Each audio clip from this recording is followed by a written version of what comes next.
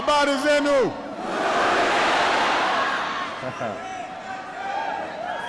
Wa Kenya, Impio.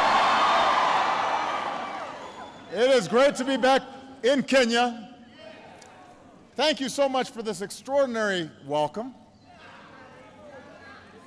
I know it took a few years, but as president, I try to keep my promises. And I said I was going to come, and I'm here. So, and everybody, go ahead and have a seat. I'm going to be talking for a while. Relax. I want to thank my sister Alma for a wonderful introduction. I'm so glad that she could be with us here today, and it was, as she said, it was Alma who first guided me through Kenya almost 30 years ago. To President Kenyatta, I want to thank you once again for the hospitality that you've shown me, for our work together on this visit, and for being here today. It's a great honor. I am proud to be the first American president to come to Kenya.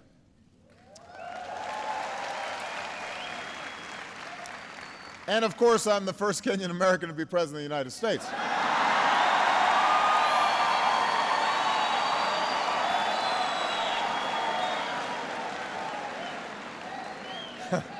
That goes without saying. I love you back. I do. But as Alma was saying, the first time I came to Kenya, things were a little different. When I arrived at Kenyatta Airport, the airline had lost my bags. That doesn't happen on Air Force One. They always have my luggage on Air Force One. As she said, Alma picked me up in an old Volkswagen Beetle. And I think the entire stay I was here, it broke down 4 or 5 times. We'd be on the highway, we'd have to call the Joakali. He'd bring his tools. We'd be sitting there waiting. And I slept on a cot in her apartment. Instead of eating at fancy banquets with the president, we were drinking tea and eating ugali, and sukuma wiki, and so there wasn't a lot of luxury. Sometimes the lights would go out. They still do, is that what someone said?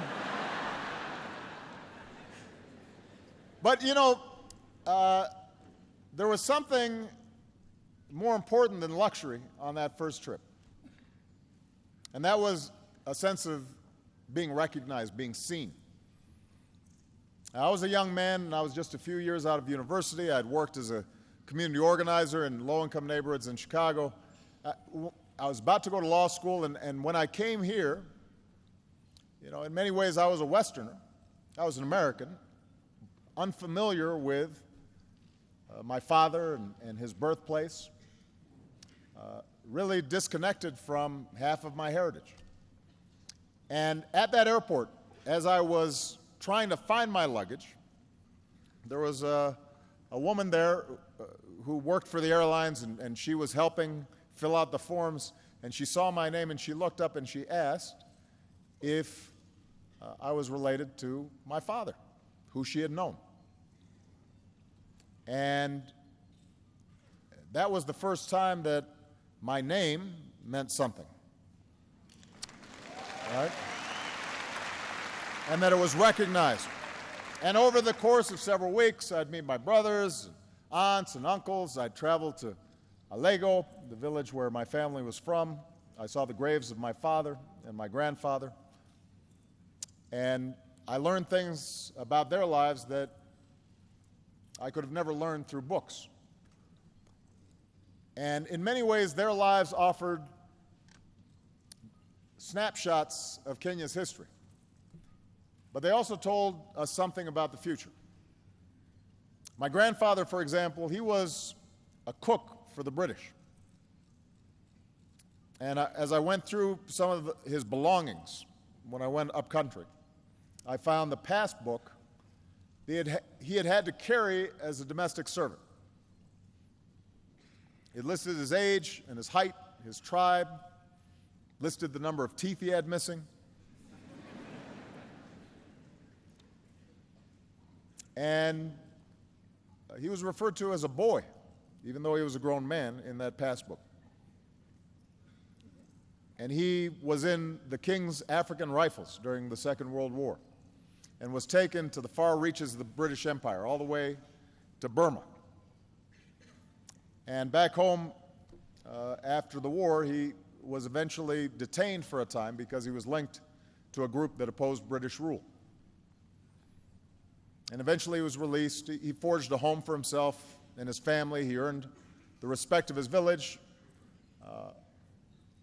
lived a life of dignity, although he had a well-earned reputation for being so strict that everybody was scared of him. And he became estranged from part of his family. So that was his story. And then my father came of age as Kenyans were pursuing independence. And he was proud to be a part of that liberation generation. And next to my grandfather's papers, I found letters that he had written to 30 American universities asking for a chance to pursue his dream and get a scholarship. And ultimately, one university gave him that chance, the University of Hawaii. And he would go on to get an education and then return home. And here, at first, he found success as an economist and worked with the government, but ultimately he found disappointment in part because he couldn't reconcile the ideas that he had for his young country with the hard realities that had confronted him. And I think sometimes about what these stories tell us, what the history and the past tell us about the future.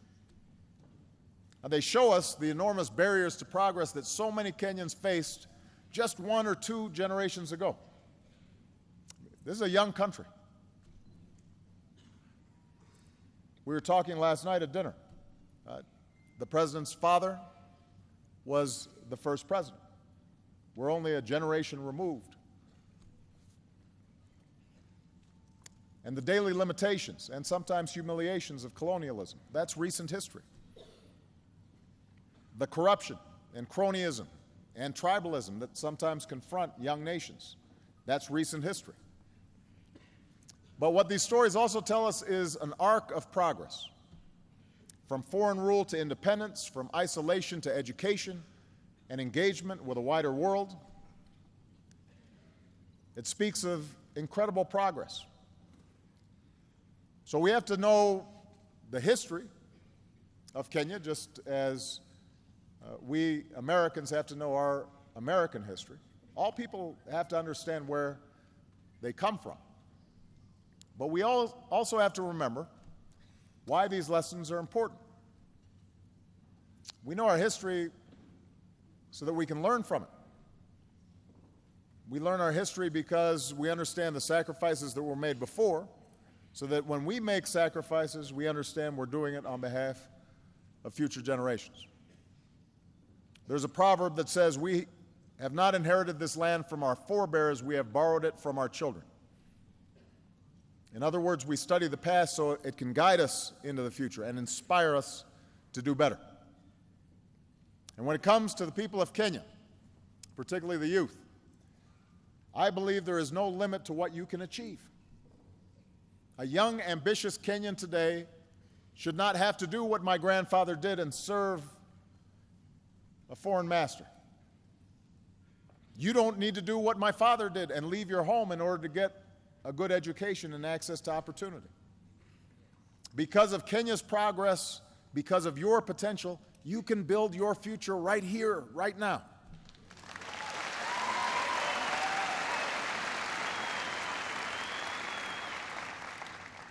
Now, like any country, Kenya is far from perfect, but it has come so far in just my lifetime. After a bitter struggle, Kenyans claimed their independence just a few years after I was born, and after decades of one-party rule, Kenya embraced a multi-party system in the 1990s.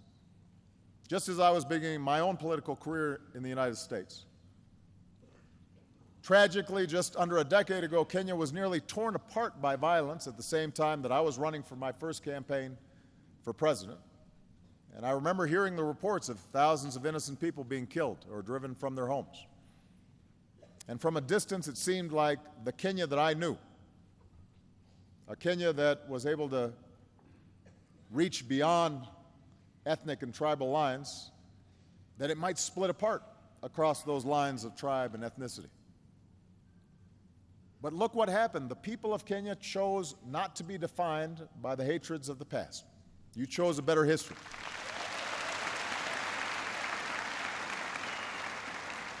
The voices of ordinary people and political leaders and civil society did not eliminate all these divisions, but you addressed the divisions and differences peacefully. And a new constitution was put in place declaring that every person has inherent dignity and the right to have that dignity respected and protected. A competitive election went forward, not without problems, but without the violence that so many had feared. In other words, Kenyans chose to stay together. You chose the path of Harambee. And in part because of this political stability, Kenya's economy is also emerging. And the entrepreneurial spirit that people rely on to survive in the streets of Kibera can now be seen in new businesses across the country, from the city square to the smallest villages. M-Pesa is changing the way people use money. New investment is making Kenya a hub for regional trade. When I came here as a U.S. Senator, I pointed out that South Korea's economy was the same as Kenya's when I was born, and then was 40 times larger than Kenya's. Think about that. Started at the same place. South Korea had gone here and Kenya was here. But today that gap has been cut in half, just in the last decade, which means Kenya is making progress.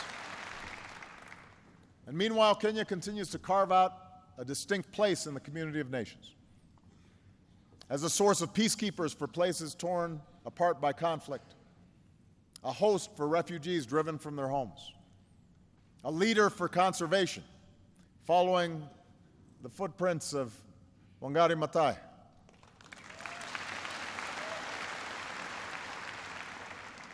Kenya is one of the places on this continent that truly observes freedom of the press and their fearless journalists and courageous civil society members.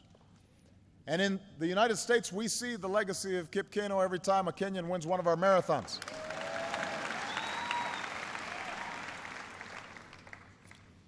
And maybe the First Lady of Kenya is going to win one soon.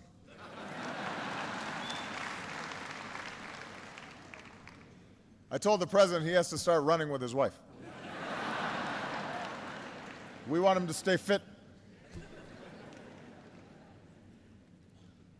So there's much to be proud of, much progress to lift up. It's a good news story. But we also know the progress is not complete. There are still problems that shadow ordinary Kenyans every day. Challenges that can deny you your livelihood and sometimes deny you lives. As in America and so many countries around the globe, economic growth has not always been broadly shared. Sometimes people at the top do very well, but ordinary people still struggle. Today, a young child in Nyanza province is 4 times more likely to die than a child in Central province, even though they are equal in dignity in the eyes of God. That's a gap that has to be closed. A girl in Rift Valley is far less likely to attend secondary school than a girl in Nairobi. That's a gap that has to be closed.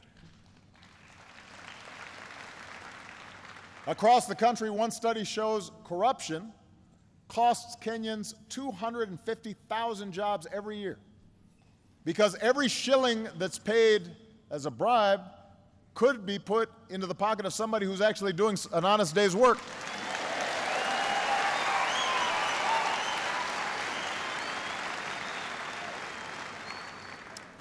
And despite the hard-earned political progress that I spoke of, those political gains still have to be protected. New laws and restrictions could close off the space where civil society gives individual citizens a voice and holds leaders accountable. Old tribal divisions and ethnic divisions can still be stirred up.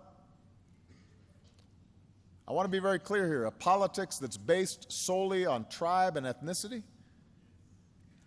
is a politics that's doomed to tear a country apart. It is a failure of imagination. Of course, here in Kenya, we also know the specter of terrorism has touched far too many lives. And we remember the Americans and Kenyans who died side by side in the attack on our embassy in the 90s. We remember the innocent Kenyans who were taken from us at Westgate Mall. We weep for the nearly 150 people slaughtered at Garissa, including so many students who had such a bright future before them. We honor the memory of so many other innocent Kenyans whose lives have been lost in this struggle. So Kenya is at a crossroads, a moment filled with peril, but also enormous promise.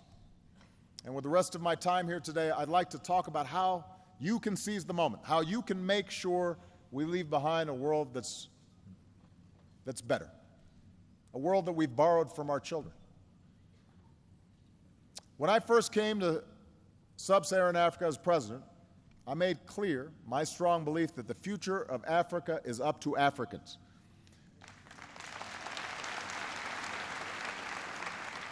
For too long, I think that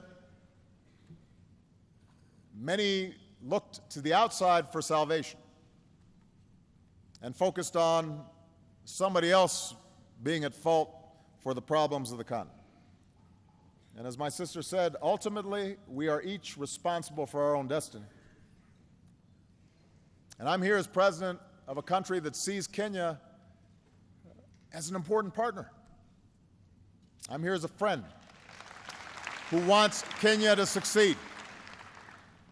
And the pillars of that success are clear: strong democratic governance, development that provides opportunity for all people and not just some, a sense of national identity that rejects conflict for a future of peace and reconciliation.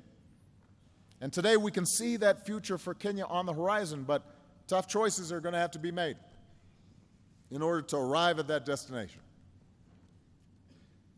In the United States, I always say that what makes America exceptional is not the fact that we're perfect. It's the fact that we struggle to improve. We're self-critical.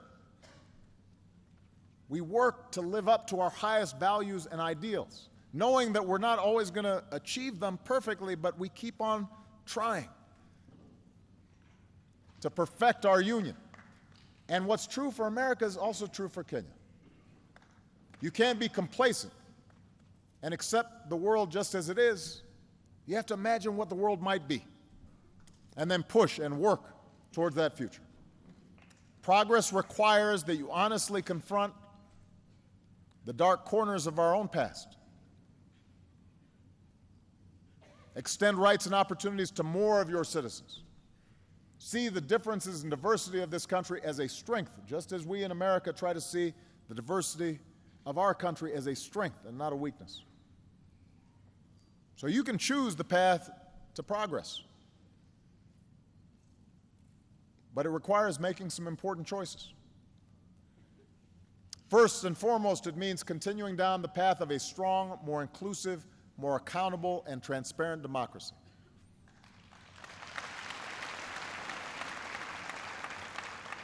You know, democracy begins with a peacefully elected government. It begins with elections, but it doesn't stop with elections.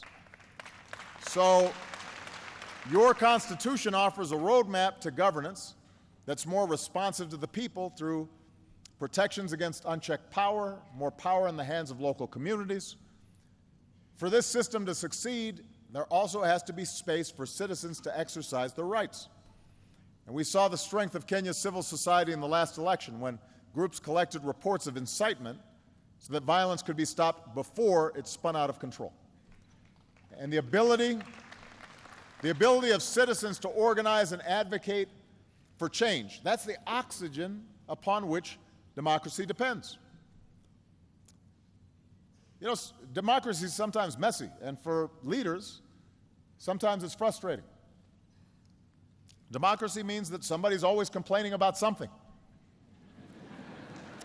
Nobody is ever happy in a democracy about their government. If you make one person happy, somebody else is unhappy. Then sometimes somebody who you made happy, later on now they're not happy. They say, "What have you done for me lately?"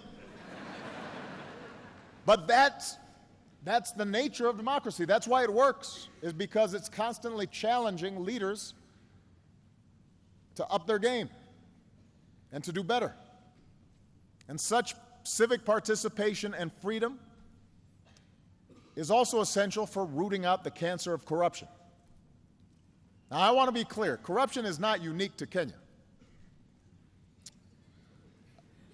I mean, I want everybody to understand that there's no country that's completely free of corruption. Certainly, here in the African continent, there are many countries that deal with this problem, and I want to assure you I speak about it wherever I go, not just here in Kenya. So I don't want everybody to get too sensitive. But the fact is, too often, here in Kenya, as is true in other places, corruption is tolerated because that's how things have always been done. People just think that that is sort of the normal state of affairs. And there was a time in the United States where that was true too. My hometown of Chicago was infamous for Al Capone and you know, the mob and organized crime corrupting law enforcement. But what happened was that over time people got fed up, and leaders stood up and they said, "We're not going to play that game anymore." And you changed the culture and you changed habits. Here in Kenya, it's time to change habits and decisively break that cycle, because corruption holds back every aspect of economic and civil life. It's an anchor that weighs you down and prevents you from achieving what you could. If you need to pay a bribe and hire somebody's brother who's not very good and doesn't come to work in order to start a business, well, that's going to create less jobs for everybody. If electricity's going to one neighborhood because they're well connected and not another neighborhood, that's going to limit development of the country as a whole. If someone in public office is taking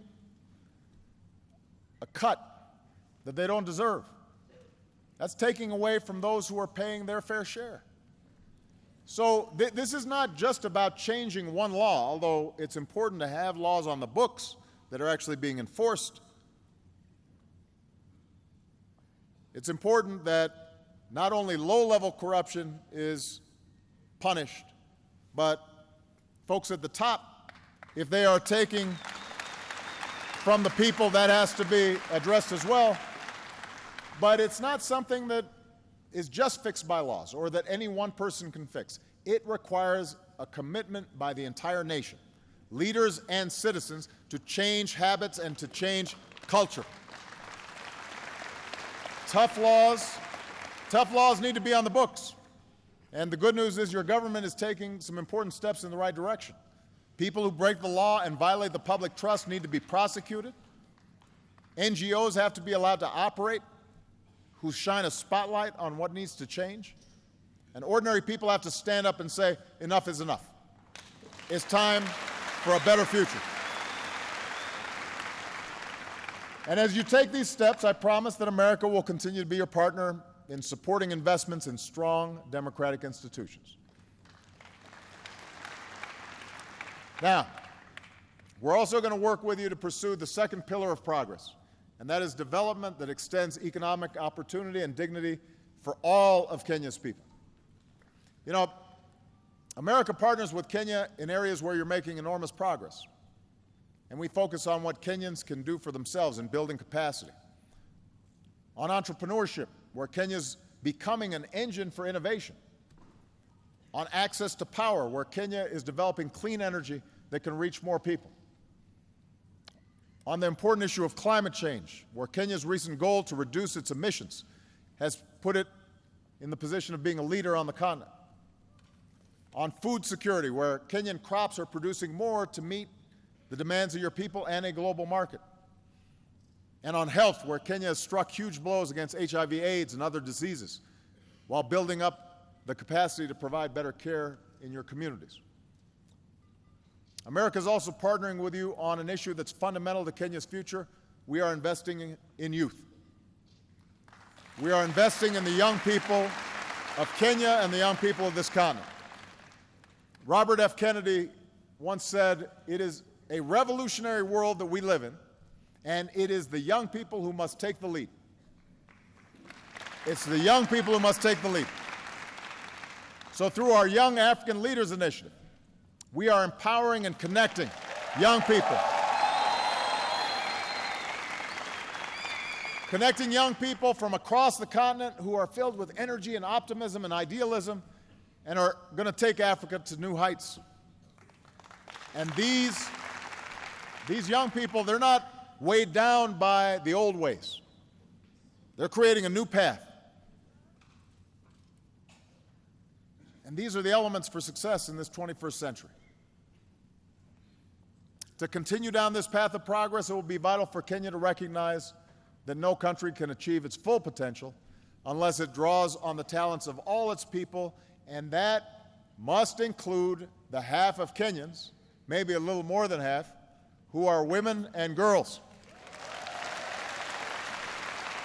Now, I'm going to spend a little time on this just for a second. Every country and every culture has traditions that are unique and help make that country what it is. But just because something is a part of your past doesn't make it right. It doesn't mean that it defines your future. You know, look at us in the United States. Recently, we've been having a debate about the Confederate flag.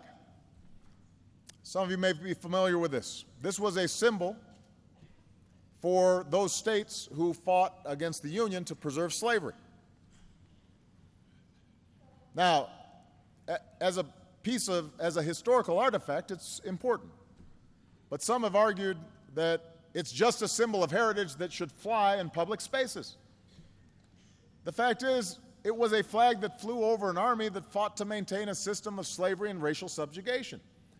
So we should understand our history, but we should also recognize that it sends a bad message to those who were liberated from slavery and oppression. And in part because of unspeakable tragedy that took place recently, where a young man who was a fan of the Confederate flag and racial superiority shot helpless people in a church. More and more Americans of all races are realizing now that that flag should come down. Just because something's a tradition doesn't make it right. Well, so around the world, there is a tradition of repressing women and treating them differently and not giving them the same opportunities, and husbands beating their wives, and children not being sent to school. Those are traditions. Treating women and girls as second-class citizens, those are bad traditions. They need to change. They're holding you back.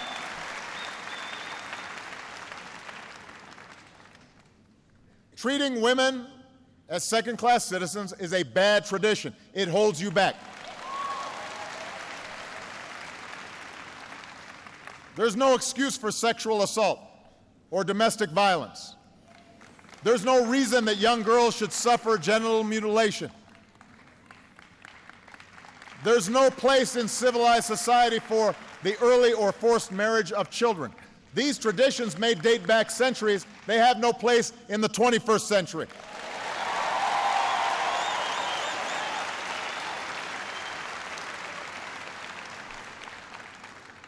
These are issues of right and wrong in any culture.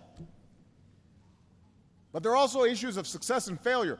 Any nation that fails to educate its girls or employ its women and allowing them to maximize their potential is doomed to fall behind in the global economy. You know, we're in a sports center. Imagine if you have a team and you don't let half of the team play. That's stupid. That makes no sense. And the evidence shows that communities that give their daughters the same opportunities as their sons, they are more peaceful, they are more prosperous, they develop faster, they are more likely to succeed. That's true in America, that's true here in Kenya. It doesn't matter. And that's why one of the most successful development policies you can pursue is giving girls an education and removing the obstacles that stand between them and their dreams. And by the way, if you educate girls, they grow up to be moms, and they, because they're educated, are more likely to produce educated children.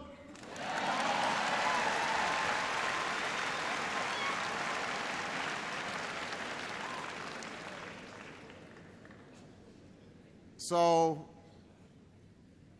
Kenya will not succeed if it treats women and girls as second-class citizens. I want to be very clear about that. Now, this leads me to the third pillar of progress, and that's choosing a future of peace and reconciliation. There are real threats out there. President Kenyatta and I spent a lot of time discussing the serious threat from al-Shabaab that Kenya faces. The United States faces similar threats of terrorism. We are grateful for the sacrifices made by Kenyans on the front lines as part of AMISOM. We're proud of the efforts that we're making to strengthen Kenya's capabilities through our new security governance initiative. We're going to stand shoulder to shoulder with you in this fight against terrorism for as long as it takes. But, as I mentioned yesterday, it is important to remember that violent extremists want us to turn against one another. That's what terrorists typically try to exploit.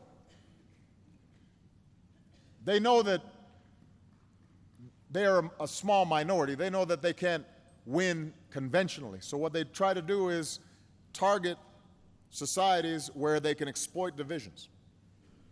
That's what happens in Iraq. That's what happens around the world. That's what happened in Northern Ireland. Terrorists who try to sow chaos, they must be met with force, and they must also be met, though, with a forceful commitment to uphold the rule of law and respect for human rights, and to treat everybody who's peaceful and law-abiding fairly and equally.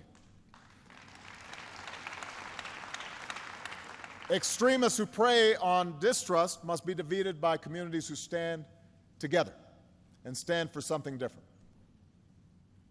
And the most important example here is that the United States and Kenya both have Muslim minorities, but those minorities make enormous contributions to our countries. These are our brothers, they are our sisters, and so in both our countries we have to reject calls that allow us to be divided. This is true for any diverse society. And Kenya is rich with diversity, with many dozens of tribes and ethnicities and languages and religious groups. And time and again, just as we've seen the dangers of religious or ethnic violence, we've seen that Kenya is stronger when Kenyans stand united with a sense of national identity. That was the case on December 12, 1963, when cities and villages across this country celebrated the birth of a nation. It was true in 2010, when Kenya replaced the anarchy of ethnic violence with the order of a new constitution. So we can all appreciate our own identities, our bloodlines, our beliefs, our backgrounds. That tapestry is what makes us who we are. But the history of Africa, which is both the cradle of human progress and a crucible of conflict, shows us that when we define ourselves narrowly, in opposition to somebody just because they're of a different tribe or race or religion, and we ignore who's a good person or a bad person, are they working hard or not, are they honest or not, are they peaceful or violent? When we start making distinctions solely based on status and not what people do, then we're taking a wrong path, and we inevitably suffer in the end. This is why Martin Luther King called on people to be judged not by the color of their skin, but the content of their character. And in the same way, people should not be judged by their last name or their religious faith, but by their content of their character and how they behave. Are they good citizens? Are they good people? In the United States, we embrace the motto, e pluribus unum. In Latin, that means out of many, one. In Kenya, Harambee, we are in this together. Whatever the challenge, you will be stronger if you face it not as Christians or Muslims, Maasai, Kikuyu, Luo, any other tribe, but as Kenyans. And ultimately, that unity is the source of strength that will empower you to seize this moment of promise.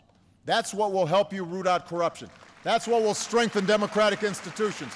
That's what will help you combat inequality. That's what will help you extend opportunity and educate youth and face down threats and embrace reconciliation. So I want to say, particularly to the young people here today, Kenya is on the move. Africa is on the move. You are poised to play a bigger role in this world as the shadows of the past are replaced by the light that you offer an increasingly interconnected world. And in the light of this new day, we have to learn to see ourselves in one another. We have to see that we are connected.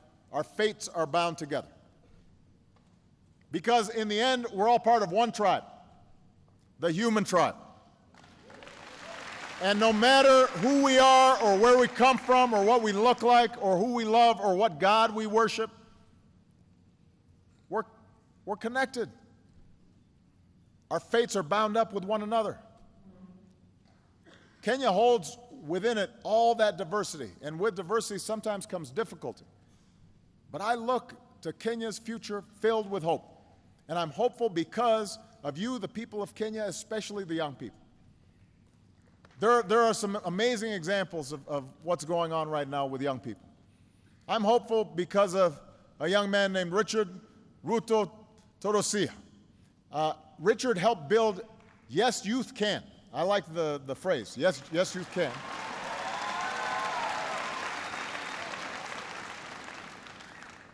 It became one of the most prominent civil society organizations in Kenya with over 1 million members.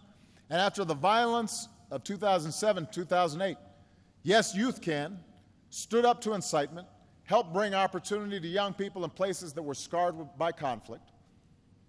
That's the kind of young leadership that we need.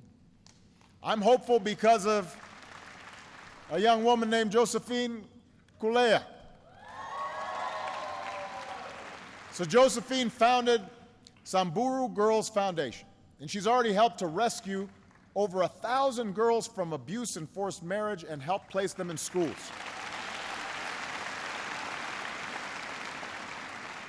A member of the Samburu tribe herself, she's personally planned rescue missions to help girls as young as 6 years old. And she explains that the longer a girl is in school, everything for her income, for her family, for this country, everything changes. She gives me hope. I'm hopeful because of a young woman named Jamila Abbas. So Jamila founded M-Farm, which is a mobile platform that is already used by over 14,000 people across Kenya. M-Farm makes it easy for farmers to get information that lets them match their crops with what the market demands. And studies show that it can help farmers double their sales. So here's what Jamila said. I love Kenya because you feel you are home anywhere you go. Home anywhere you go. That's the Kenya that welcomed me nearly 30 years ago as a young man. You helped make me feel at home, and standing here today as President of the United States, when I think about those young people and all the young people in attendance here, you still make me feel at home. And I'm confident that your future is going to be written across this country and across this continent by young people like you. Young men and women who don't have to struggle under a colonial power, who don't have to look overseas to realize your dreams. Yes, you can realize your dreams right here, right now.